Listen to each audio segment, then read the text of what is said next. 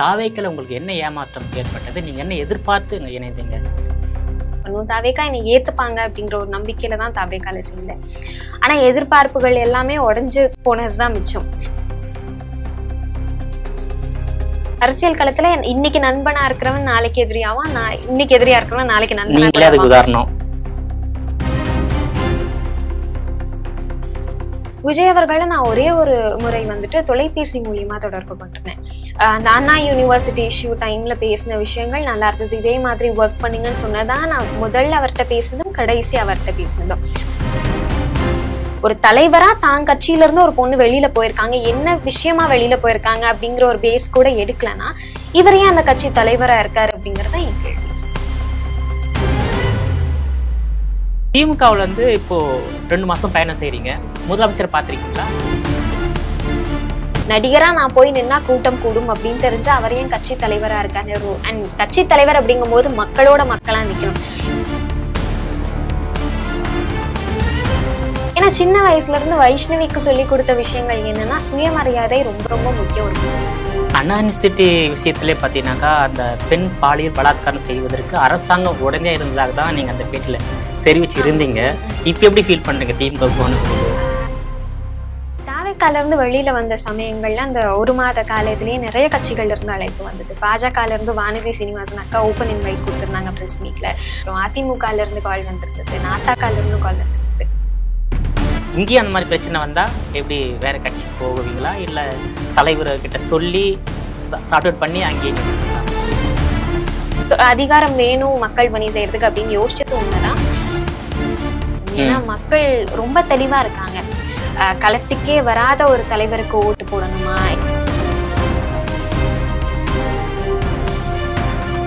தென்னிந்திய மாநிலங்கள் மேலேயுமே அவருக்கு கொஞ்சம் இது வேண்டாம், இவங்களுக்கெல்லாம் நம்ம ஏன் பண்ணணும் அப்படிங்கிற ஒரு மனநிலை இருக்கும் அப்படிங்கிறதுதான் என்னோட ஒரு கருத்து.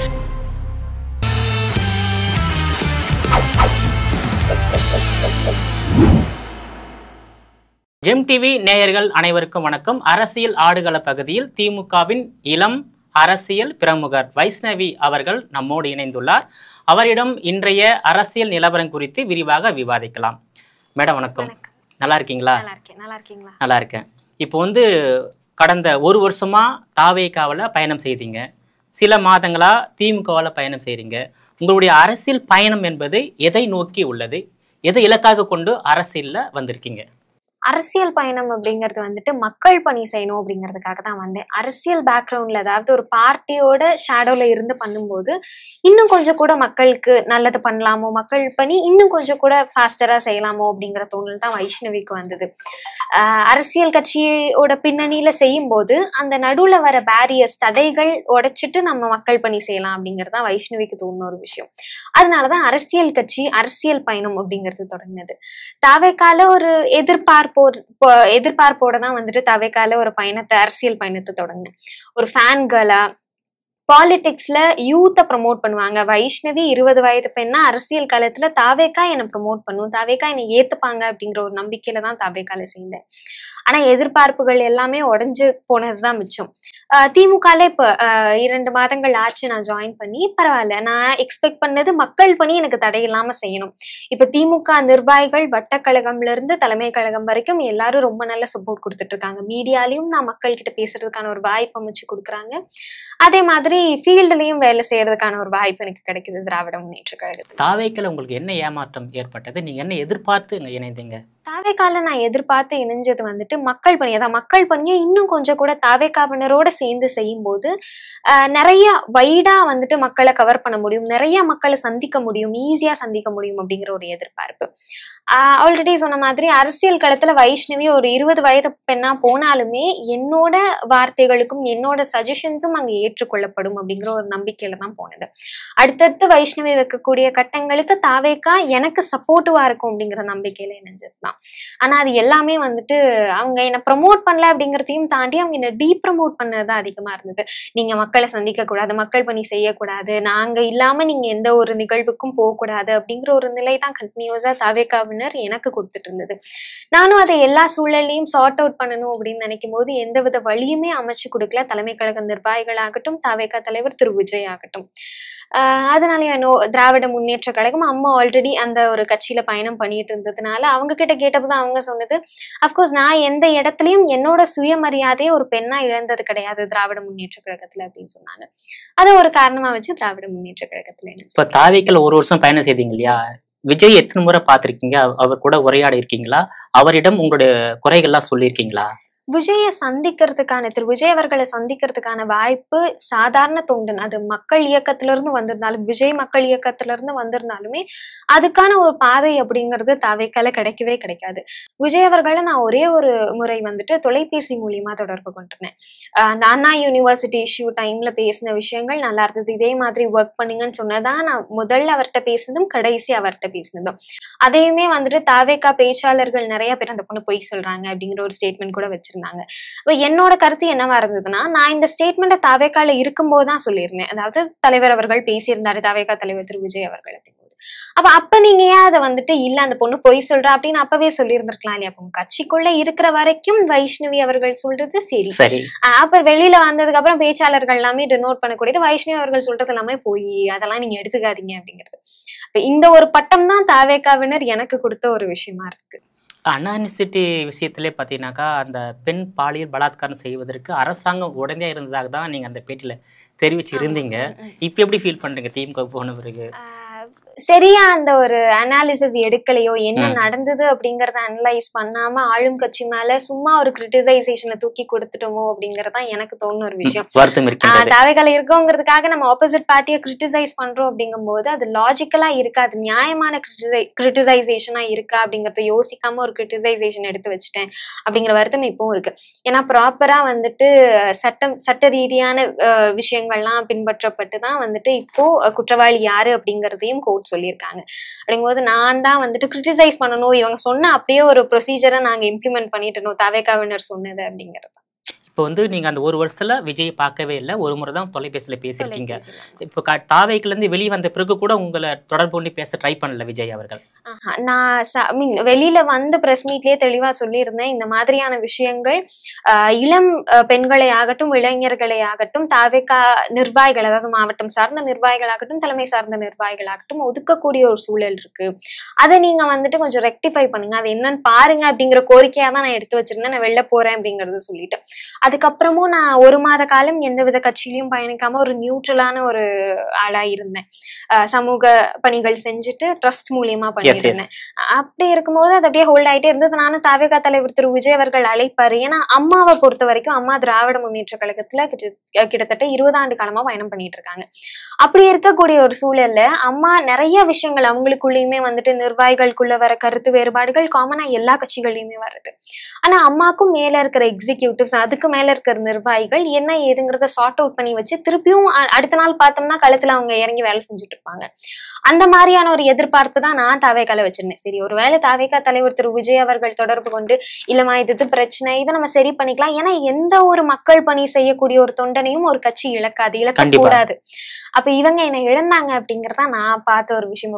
இவ்வளோ நான் பண்ணியுமே கண்டிப்பா சேட்டலைட் சேனல்ல ஒரு தாவேக்கா தலைவர் திரு விஜய் அவர்கள் பார்க்காம இருக்க மாட்டார். ஒரு தலைவரா தான் கட்சியில இருந்து ஒரு பொண்ணு வெளியில போயிருக்காங்க, என்ன விஷயமா வெளியில போயிருக்காங்க அப்படிங்கிற ஒரு பேஸ் கூட எடுக்கலன்னா இவரையே அந்த கட்சி தலைவரா இருக்காரு அப்படிங்கறத என் கேள்வி. அதுக்கப்புறம் திமுகவில இருந்து அழைப்பு வந்ததா, நீங்க திமுகவை அப்ரோச் பண்ணீங்களா திமுக இணைவதற்கு? தாவேக்கால இருந்து வெளியில வந்த சமயங்கள்ல அந்த ஒரு மாத காலத்திலேயே நிறைய கட்சிகள்ல இருந்து அழைப்பு வந்தது. பாஜகல இருந்து வானதி சீனிவாசன் அக்கா ஓப்பன் இன்வைட் கொடுத்திருந்தாங்க பிரஸ் மீட்ல. அது இல்லாம வந்துட்டு தனியா டெலிபோன் கால்லயும் பாஜகவினர் தொடர்பு கொண்டிருந்தாங்க. அப்புறம் அதிமுகல இருந்து கால் வந்திருந்தது, நாத்தாக்கால இருந்தும் கால் வந்திருந்தது. நான் திமுகவை சூஸ் பண்ணதுக்கான முக்கிய காரணம் அம்மா கொடுத்த ஒரே ஸ்டேட்மெண்ட். நான் இது வரைக்கும் நீ தாவேக்கால ஃபேஸ் பண்ண எந்த ஒரு சுயமரியாதை இழக்கக்கூடிய ஒரு சூழலையும் நான் வந்துட்டு திமுகல இந்த 20 ஆண்டு காலத்துல நான் பயணம் பண்ணதுல ஃபேஸ் பண்ணது கிடையாது அப்படிங்கிற ஒரு ஸ்டேட்மெண்ட் எனக்கு பெரிய விஷயமா இருந்தது. ஏன்னா சின்ன வயசுல இருந்து வைஷ்ணவிக்கு சொல்லி கொடுத்த விஷயங்கள் என்னன்னா சுயமரியாதை ரொம்ப ரொம்ப முக்கியம், ஒரு பெண்ணா உனக்கு அது ரொம்ப முக்கியம், அது எந்த உச்ச நிலையில இருந்தாலுமே அந்த இடத்துல உனக்கு சுயமரியாதை இல்லை அப்படின்னா வந்துடுறது நமக்கு வேண்டாம் அப்படின்னு சொல்லி கொடுத்துருக்காங்க. அதை ஃபாலோ பண்ணி எனக்கு அவங்க ஒரு லைவ் எக்ஸாம்பிளா இருந்தாங்க. அதனால திராவிட முன்னேற்ற கழகம். இப்போ திமுகவில் வந்து ஒரு 2 மாசமா பயணம் செய்கிறீங்க, உங்களுக்கு செல்ஃப் ரெஸ்பெக்ட் சரியா கிடைக்குது. இங்கேயும் அந்த மாதிரி பிரச்சனை வந்தா எப்படி வேற கட்சிக்கு போகுவீங்களா, இல்ல தலைவர்கிட்ட சொல்லி சார்ட் அவுட் பண்ணி அங்கேயே நீடிப்பீங்களா?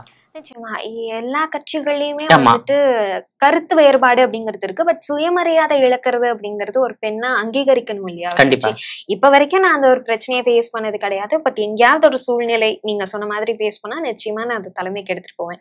ஏன்னா இப்ப வரைக்கும் எங்க அம்மா சொல்லியிருக்கிற ஒரு விஷயம் என்னன்னா, அது கண்டிப்பா சார்ட் அவுட் பண்ணிருவாங்க மேல இருக்கிற எக்ஸிக்யூட்டிவ்ஸ் அப்படிங்கும்போது.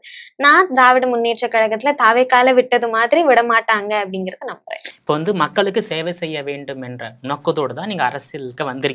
நிச்சயமா. நீங்க என்ஜிஓ மூலமாவும் மக்களுக்கு சேவை செய்யலாம். ஆனா நீங்க அரசியல் சூஸ் பண்ணிருக்கீங்க அப்படின்னா உங்களுக்கு வந்து அதிகாரத்துக்கு வர வேண்டும். அதாவது இப்போ வர முடியாது, சின்ன வயசு, அடுத்து சட்டமன்ற உறுப்பினர், நாடாளுமன்ற உறுப்பினர், அமைச்சர், மத்திய அமைச்சர், அந்த மாதிரி வந்து மக்கள் சேவை செய்யணும். அதுதான் உங்களோட இலக்கு. அதுதான் இலக்கா? இல்ல இலக்கு அப்படிங்கறத வச்சு நான் அரசியலுக்குள்ள வரல. அப்கோர்ஸ் நீங்க சொன்ன மாதிரி அதிகாரம் வேணும் மக்கள் பணி செய்யறதுக்கு அப்படின்னு யோசிச்சது உண்மைதான். அதிகாரம் இருந்தா இன்னும் கொஞ்சம் கூட மக்களுக்கு ஈஸியா போய் ரீச் அவுட் பண்ணலாமோ, மக்களை ஈஸியா சந்திக்கலாமோ அப்படிங்கிற ஒரு எண்ணம் தான் இருந்தது வைஷ்ணவிக்கு. இலக்கு அப்படின்னு நான் எதுவுமே வைக்கல. மக்களா விருப்பப்பட்டு, கட்சியா விருப்பப்பட்டு என்ன கொடுத்தாலும் வாங்கிக்கிறது. இல்ல, மக்களுக்கு சேவை செய்யணும்னா அதிகாரம் நிச்சயமா தேவை. ஆமா. அது என்ஜிஓ மூலமா செய்யலாம். இல்ல என்ஜிஓ மூலம் செய்யணும்னாக்கா அதிகாரம் எல்லாமே செய்யலாம் இல்லையா? ஒரு கட்சி தொண்டனாவும் அந்த கட்சியோட ஒரு ஷேடோல நிச்சயமா மக்களை சந்திக்க முடியும். அப்கோர்ஸ் நீங்க சொல்ற மாதிரி என்ஜிஓ மூலியமாவும் சந்திக்க முடியும். பட் அதிகாரம் அப்படிங்கிறது மக்களா எடுத்து கொடுக்கறது தானே. மக்கள் விருப்பப்பட்டு நீங்க எங்களோட ரெப்ரசன்டேட்டிவா இருந்தா எங்களுக்கு நல்லா இருக்கும் அப்படின்னு மக்கள் கொடுக்கறது. அப்படி கொடுத்தாங்கன்னா வாங்கிக்க. ஒரு சட்டமன்ற உறுப்பினர், நாடாளுமன்ற உறுப்பினர், மத்திய அமைச்சர், மாநில அமைச்சர், இந்த மாதிரி அதிகாரம் கையில வரப்போ உங்களுக்கு வந்து நினைச்ச மக்களுக்கு நினைச்சதை கண்டிப்பா செய்யலாம். அதிகமாக செய்யலாம். ஆனா இப்ப செய்யணும்னா கொஞ்சம் கொஞ்சமா தான் செய்ய முடியும். ஏன்னா உங்களோட சொந்த பணத்தை எடுத்து செலவு பண்ணணும். நீங்க அரசியல்வாதியா சட்டமன்ற உறுப்பினராக வந்துட்டுனாக்கா மக்களுடைய பணத்தை எடுத்து மக்களுக்கே செலவு செய்யலாம். ஸோ அதுதான் வந்து. ஆனா திமுகவில் வந்து இப்போ 2 மாசம் பயணம் செய்றீங்க. முதலமைச்சர் பார்த்திருக்கீங்களா? இல்ல டெபுட்டி சிஎம் துணை முதலமைச்சர் தான் பார்த்தோம். போன மாசம் பார்த்திருந்தேன். அவர் சந்திக்கும் போது அவர் நிறைய விஷயங்கள் கான்வர்சேஷன் இருந்தது. களத்துல இளைஞர்கள் எந்த அளவுக்கு அரசியலுக்குள்ள வரலாம் அப்படிங்கிற ஒரு மைண்டோட இருக்காங்க, இல்ல அரசியல் அப்படிங்கும் போது அவங்களுக்குள்ள ஏதாவது பயம் இருக்கா அப்படிங்கறதெல்லாம் கேட்டாரு. அப்போ களம் எப்படி இருக்கு அப்படிங்கறத பத்தியும் டிஸ்கஸ் பண்ணியிருந்தோம். திட்டங்கள் எந்த அளவுக்கு வந்துட்டு யங்ஸ்டர்ஸ் திட்டங்களை பத்தி எந்த அளவுக்கு எஜுகேட்டடா இருக்காங்க அப்படிங்கிற மாதிரியான ஒரு கேள்வியும் எழுப்பியிருந்தாரு. நிறைய திட்டங்களை போய் மக்களுக்கு மக்களுக்கு கொண்டு போய் சேர்த்துங்க. ஏன்னா ஒரு இளைஞரா நீங்க சொல்லும் போது வந்துட்டு, ஒரு இளம் பெண்ணா நீங்க சொல்லும் போது கருத்து இன்னும் கூட போய் ரீச் ஆகும். அதனால திட்டங்களை நிறைய வந்துட்டு சொல்லுங்க. இந்த திட்டத்தினால நிறைய பேர் பயனடைஞ்சிருக்காங்க அப்படிங்கிறது சொல்லுங்க. இப்போ உதாரணத்துக்கு புதுமை பெண் திட்டம் எடுத்துக்கிட்டோம்னா கிட்டத்தட்ட 3 லட்சம் மாணவிகள் இப்ப வரைக்கும் வந்துட்டு அவங்களுக்கு மாதம் 1000 ரூபாய் கொடுத்துட்டு இருக்கு நம்ம திராவிட முன்னேற்ற கழகம் ஆட்சி. ஆனா அதே மாதிரி நிறைய திட்டங்கள், இப்ப காலை சிற்றுண்டி திட்டம் எடுத்துக்கிட்டீங்கன்னா கிட்டத்தட்ட 17 லட்சம் குழந்தைகள் வந்துட்டு காலை சிற்றுண்டி திட்டத்தினால பயனடைஞ்சிட்டு இருக்காங்க. இந்த மாதிரி திட்டங்களை எடுத்து சொல்லுங்க அப்படிங்கறதான் டிசிஎம் பார்க்கும்போது அவர் எனக்கு சொன்ன விஷயங்களா இருந்தது. நிறைய பாசிட்டிவான விஷயமும் இருக்கின்றது திமுக ஆட்சி காலத்தில், நெகட்டிவான விஷயங்களும் இருக்கின்றது.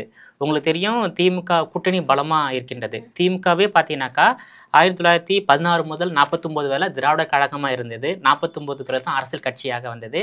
அரசியல் கட்சியாக வந்து 18 ஆண்டுகள் ஆட்சி கைப்பற்றியது. ஸோ உங்களுடைய அந்த நோக்கமும் வந்து ஃபஸ்ட்டு என்ஜிஓ மூலமாக சேவை பண்ணியிருக்கீங்க, அடுத்து அரசியல்வாதி வந்து சேவை பண்ண நினைக்கிறீங்க. மக்களுக்கு என்ன சேவை செய்யணும்னு நினைக்கிறீங்க? சொசைட்டியை நான் ஃபர்ஸ்ட் ஃபேஸ் பண்ண ஆரம்பிச்சது வந்துட்டு ஸ்கூல்ல இருந்து தான் ஸ்டார்ட் பண்ண ஆரம்பிச்சேன். ஸோ காலேஜ் படிக்கும்போது வந்துட்டு லீகல் எய்ட் கமிட்டி அப்படின்னு சொல்லிட்டு ஒரு கமிட்டி இருக்கும். அந்த கமிட்டி மூலியமா ஸ்கூல் குழந்தைங்களை போய் நாங்க ஸ்கூல் குழந்தைங்க கிட்ட பேசுவோம். பொதுவாகவே வந்துட்டு பெண் குழந்தைங்க கிட்ட சொசைட்டில நடக்கக்கூடிய விஷயங்கள்ல இருந்து தன்னை அவங்க எப்படி காப்பாத்திக்கிறது, எந்த வித தீய செயல்கள்லையும் எப்படி வந்துட்டு போகாம இருக்கிறதுங்கிறதுக்கான லீகல் அவேர்னஸையும் ஜென்ரல் அவேர்னஸையும் கொடுத்துதான் நான் சொசைட்டில எந்தெந்த சின்ன சின்ன குழந்தைங்களுக்குள்ளேயும் அவ்வளோ ஒரு கஷ்டங்கள் இருக்கும். அது குடும்ப கஷ்டங்களா இருக்கலாம், இல்ல அவங்க வெளியில ஃபேஸ் பண்ணக்கூடிய கஷ்டங்களா இருக்கலாம். நிறைய கஷ்டங்கள் இருந்தது. அது தெரிஞ்சுக்கும் போது இன்னும் இன்டெப்தா போய் தெரிஞ்சுக்கணும். அப்போ ஒரு மனிதனுக்குள்ள என்ன கஷ்டம் இருக்கு அப்படிங்கறத பார்க்கணும் தான் எனக்கு தோணும் ஒரு விஷயம். ஸோ இப்போ எனக்கு இருக்கிற இப்போ மைண்ட் செட் வந்துட்டு இன்னுமே நான் அதை கண்டினியூ பண்ணணும் அப்படிங்கறதான் என்னோட ஆசை. இன்னும் கூட பெண் குழந்தைங்க கிட்ட போய் அவங்களுக்கு என்ன பிரச்சனை அப்படிங்கறத பார்க்கணும். ஏன்னா பெண் குழந்தைங்க நிறைய பிரச்சனை இப்ப சொசைட்டில ஃபேஸ் பண்றாங்க. ஸோ அதுல இருந்து நீங்க எப்படி பாதுகாத்து இருக்கணும் அப்படிங்கறது, மறுபடியும் ஸ்கூல்ஸ்க்கு போகணும் அப்படிங்கிறது என் ஆசை. ஏன்னா அப்ப காலேஜ் இருந்ததுனால காலேஜ் மூலியமா போயிட்டு இருந்தோம். இப்போ அதுக்கான ப்ரொசீஜர்ஸ் போயிட்டு இருக்கு. என்ன யூஜி படிச்சிருக்கீங்க? நான் பிஏ பப்ளிக் அட்மினிஸ்ட்ரேஷன். ஓகே, அது பப்ளிக் அட்மினிஸ்ட்ரேஷன் கரெக்டான பப்ளிக் சர்வீஸ் எடுத்திருக்கீங்க.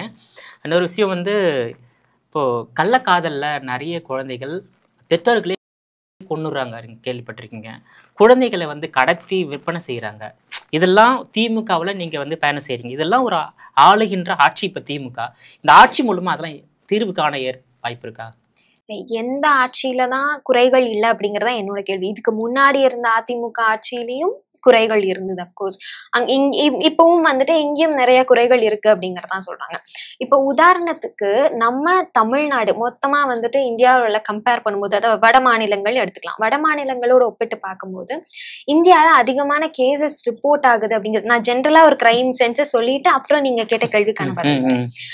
கிரைம் சென்சஸ் எடுத்துக்கிட்டோம் அப்படின்னா வந்துட்டு அதிகமான ரிப்போர்ட் ஆகிறது வந்துட்டு கேசஸ் தமிழ்நாட்டில் தான் அதிகமா ரிப்போர்ட் ஆகுது.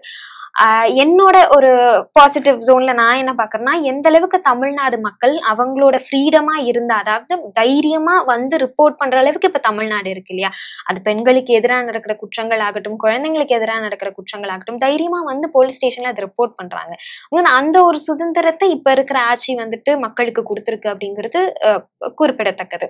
அண்ட் நிறைய கேசஸ் வட மாநிலங்கள்ல அது ஃபைல் ஆகிறதே இல்லை. கேஸ் வந்து மக்களும் வர்றதில்லை. அப்படியே மக்கள் வந்துட்டு இதை எங்களுக்கு இந்த கேஸை ஃபைல் பண்ணுங்க அப்படின்னாலுமே அந்த கேஸை ஃபைல் பண்ண முடியறது இல்லை. அதனாலயோ என்னவோ வந்துட்டு அவங்க கிரைம் ரிப்போர்ட்ஸ்ல கம்மியா இருக்காங்க, நம்ம கிரைம் ரிப்போர்ட்ஸ்ல அதிகமா இருக்கோம் அப்படிங்கிறதுதான்.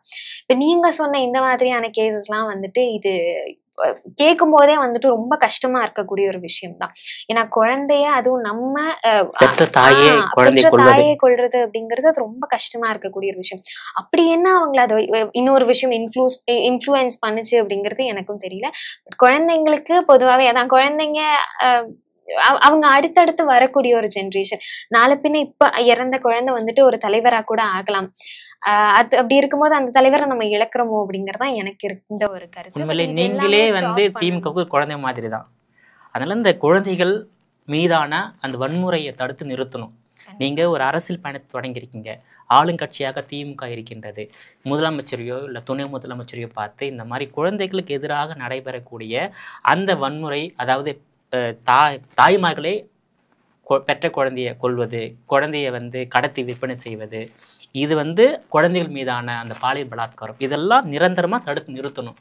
நீங்க உங்க கட்சி மூலமா எப்படி இதெல்லாம் சரி செய்வீங்க?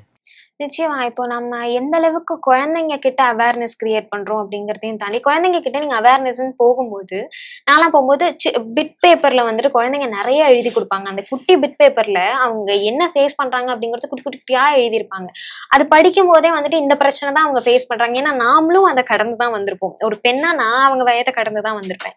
அப்படிங்கும்போது அது என்ன பிரச்சனை ஃபேஸ் பண்றாங்க அப்படிங்கிறது தெரியும். ஸோ மொளையிலேயே கிளி எறிகிற மாதிரி நம்ம அதை ஆரம்ப கட்டத்திலேயே அதை பிடிச்சு எரிஞ்சிடலாம். இதான் பிரச்சனை குழந்தைங்க ஃபேஸ் பண்ணிட்டு இருக்காங்க அப்படிங்கிறது. ஸோ ஒவ்வொரு ஸ்கூல்லையும் இந்த கவுன்சிலிங் செஷன் இருக்கணும் அப்படிங்கிறது என்னோட ஒரு தனிப்பட்ட ஒரு கருத்து. குழந்தைங்களுக்கும் இருக்கணும், அதே அளவுக்கு பேரண்ட்ஸ்க்கும் அந்த ஒரு கவுன்சிலிங் செஷனை கொடுக்கணும். ஏன்னா ஒருவேளை அவங்க அம்மாவுக்கு அந்த கவுன்சிலிங் கொடுத்துருந்தா அவங்க அம்மா வெளியில அதுக்காக அந்த குழந்தைய கொண்டிருக்க மாட்டாங்களோ அப்படிங்கிறதா. ஏன்னா எந்த தாயும் ஒரு குழந்தைய கொல்ல மாட்டாங்க அப்படிங்கிறது மனசு வராது. அப்படி இன்ஃப்ளூயன்ஸ் ஆயிருக்காங்க அப்படிங்கிறதா. ஒருவேளை கவுன்சிலிங் கொடுக்கும்போது அது சரியாகுமோ என்னவோ. பேரண்ட்ஸ்க்கு கவுன்சிலிங் குழந்தைங்களுக்கு கொடுக்குற மாதிரி பேரண்ட்ஸ்க்கும் கொடுக்கணும் அப்படிங்கிறது. இல்ல, பாதிக்கப்பட்ட பேரண்ட்ஸ் எப்படி தெரியும்? அதாவது அவங்க வந்து ஒரு டாக்டரை வந்து அப்ரோச் பண்ணா கவுன்சிலிங் கொடுப்பாங்க. அவங்க வந்து அப்ரோச் பண்ணாதவே காதல்னு சொல்வதை கேட்டு குழந்தை கொண்டுறாங்க. அதனால இதை கொண்ட பிறகுதான் தகவலை வெளியே வருது, அது மாதிரி நடவடிக்கை எடுக்கிறாங்க. ஸோ அது நடக்காம இருக்கணும். அதனால உங்க அரசாங்கத்தால என்ன பண்ண முடியுமோ அது வந்து பண்ணலாம். இப்போ திமுகவை பார்க்கும்போது நிறைகள் இருக்கின்றது, குறைகள் இருக்கின்றது. அதான் உண்மை இருக்கின்றது. நிறைகள்னா என்ன, குறைகள்னா என்ன?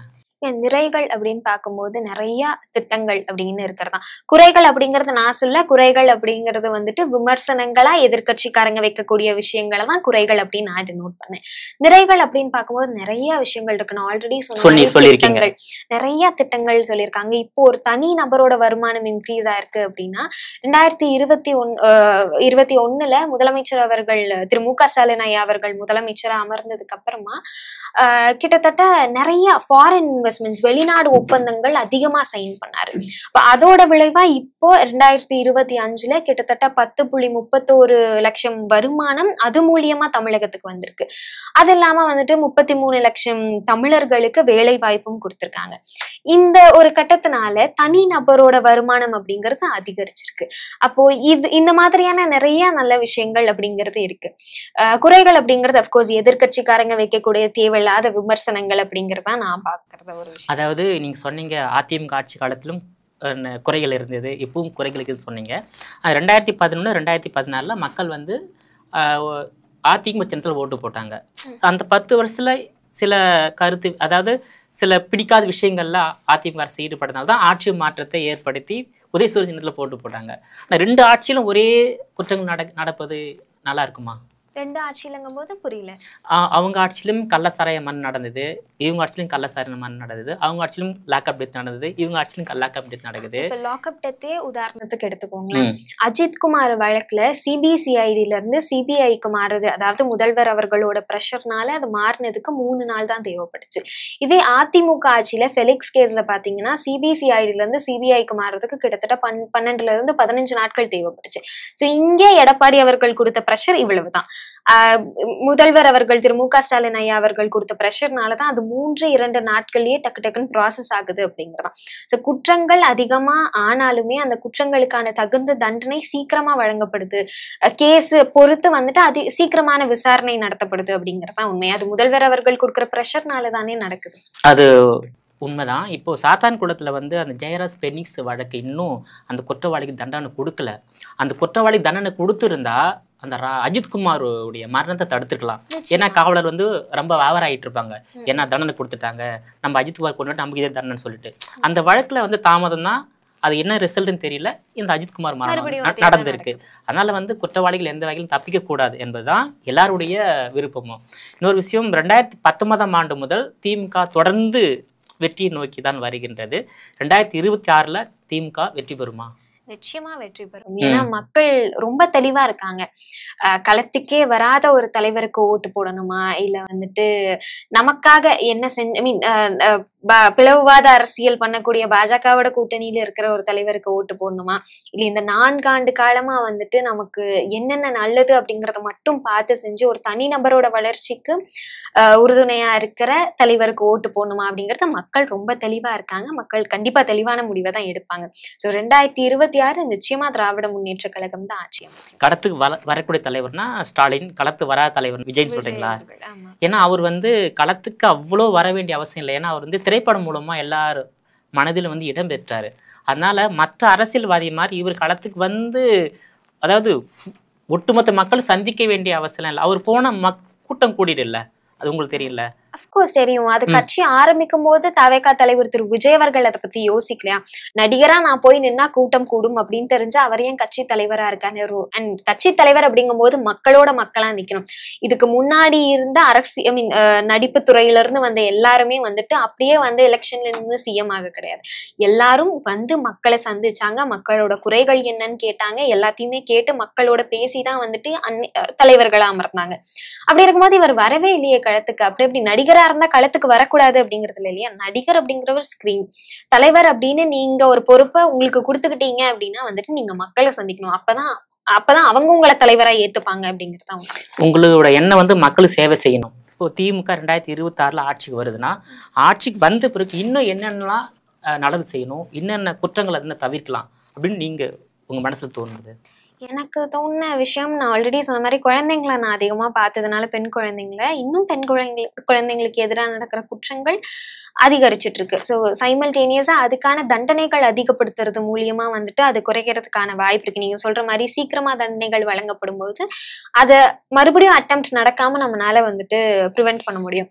அது இல்லாம குழந்தைங்களுக்கு அவேர்னஸ் கொடுக்கணும் அப்படிங்கறதா. இது தப்பு இது சரின்னு நிறைய குழந்தைங்களுக்கு தெரியறதே இல்லை. ஸோ இது தப்பு அது சரின்னு சொல்லி கொடுத்தா எந்த குழந்தையும் தப்பு பண்ண மாட்டாங்க அப்படிங்கறதா. தவறு செய்வது குழந்தைகள் இல்ல, அவங்களுடைய பெற்றோர் தான் தவறு செய்யறாங்க. இல்ல, நிறைய குழந்தைங்க தவறான வழியில ட்ரக்ஸ் இந்த மாதிரி போகக்கூடிய ஒரு நிலையும் இருக்கு. சோ அது சொல்லி கொடுத்தா எந்த குழந்தையும் அதுக்கு போக மாட்டாங்க இல்லையா?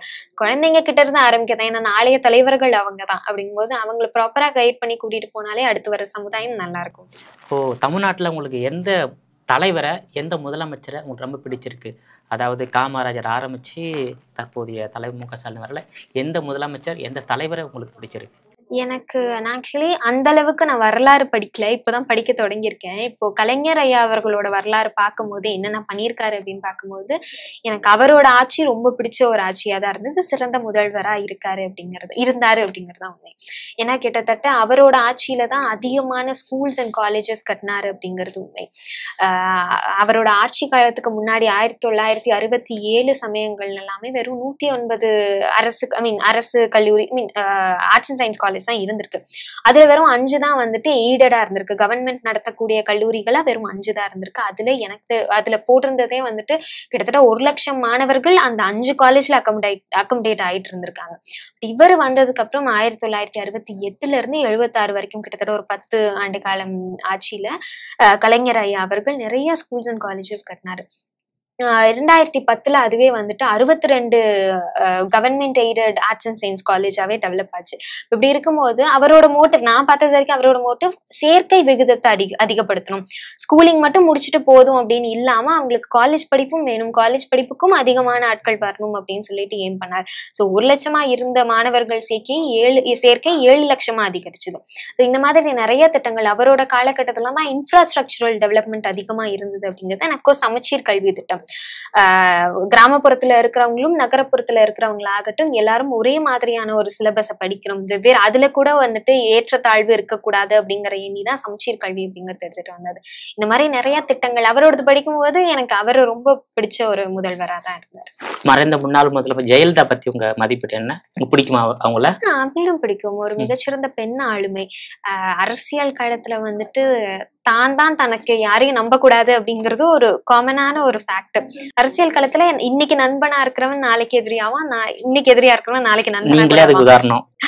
அதனால வந்துட்டு அந்த மாதிரியான ஒரு சூழல்ல அரசியல் பயணத்துல தன்னை மட்டும் நம்பி அரசியல் களத்துல இருந்தவங்க ஒரு மிகச்சிறந்த பெண் ஆளுமை.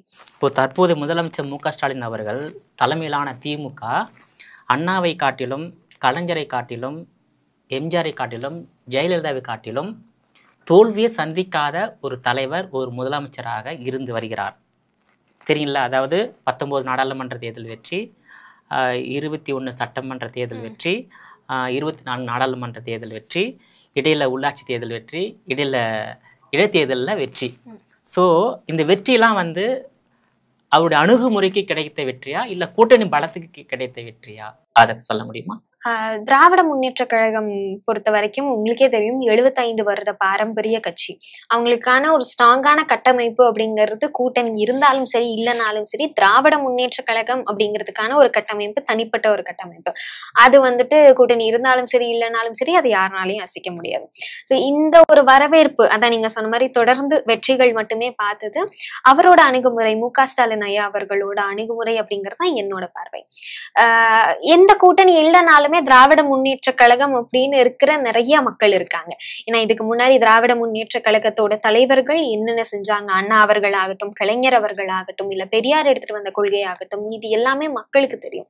போது அதோட ஒரு விளைவா இப்ப அவர் இம்ப்ளிமெண்ட் பண்ணிருக்கிற இந்த 4 ஆண்டு காலத்திலுமே நிறைய திட்டங்கள் ஆல்ரெடி சொன்ன மாதிரி இது எல்லாத்துக்கும் கிடைச்ச ஒரு வெற்றி தான் நீங்க சொன்ன அந்த பேக் டு பேக் 4 ஒரு வெற்றி அப்படிங்கிறது.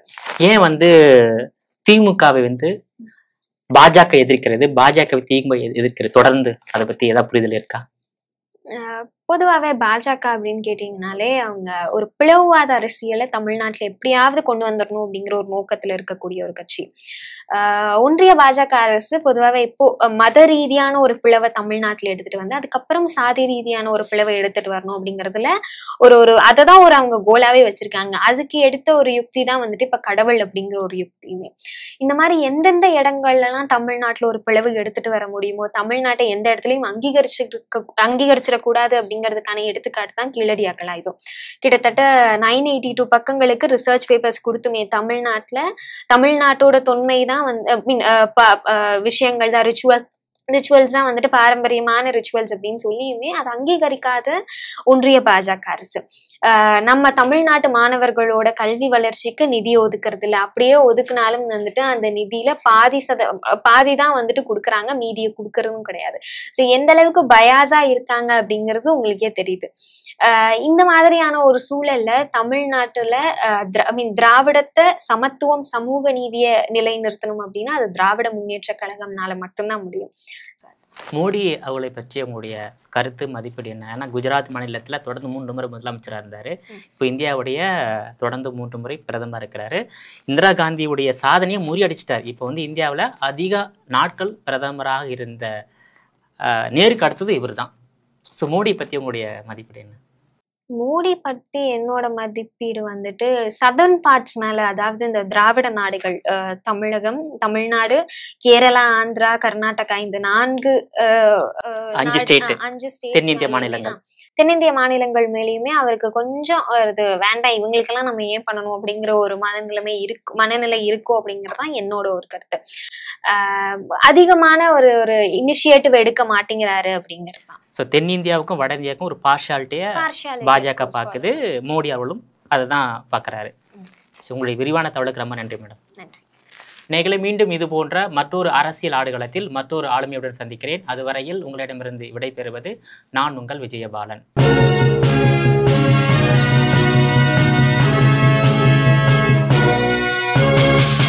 உடனுக்குடன் அப்டேட் தெரிந்து கொள்ள ஜெம் டிவி தமிழ் ஆப்பை இன்ஸ்டால் செய்யவும்.